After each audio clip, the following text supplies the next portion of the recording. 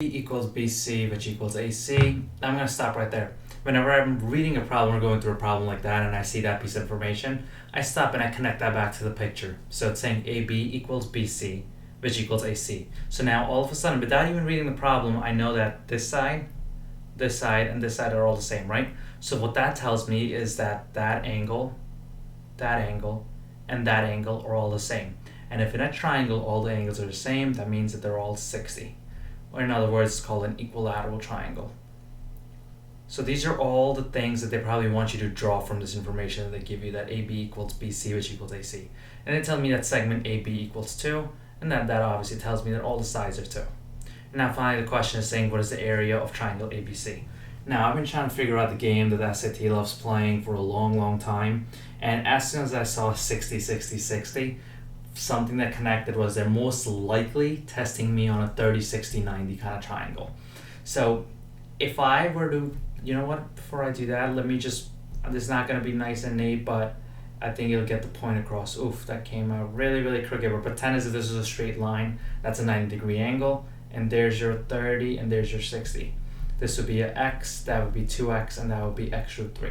Okay, so just keep this in mind. They do give this to you on the first page. Not on the first page of that particular math section, you'll have this formula sheet. Okay, so just keep this 30, 60 in mind, and I'll come back to it in just a second. Now, the question is saying, what is the area of triangle ABC? In order to find the area of a triangle, we need to figure out the base and figure out the height, because the formula is 1/2 times base times height. So my base here is pretty straightforward. Base is just AC, which is 2. So there's my base right there. I'm going to draw it over here too. Base is 2. Now all I need to figure out is my height, and the height would be this right there.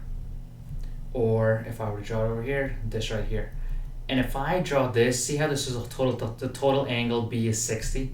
If I draw this straight line, I cut it in half, this actually becomes 30 here.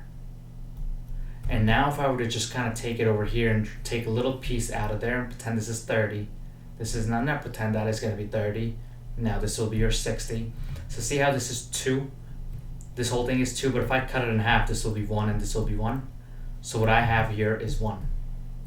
Now I need to figure out the height, and the height is just this dotted portion right here. So if this is 1, that's my x right there.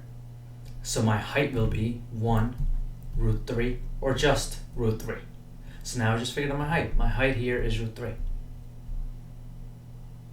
And then I can connect that back to the formula, and the formula is saying 1/2 times base times height. So my base, like we said, was 2, because that's that whole thing, AC.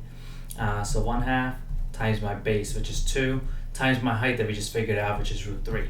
So 1/2 times 2 is just 1, and then 1 times root 3 is just root 3.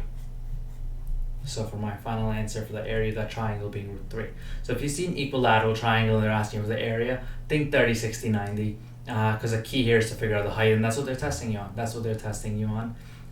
Root 3 would be my answer here for the area.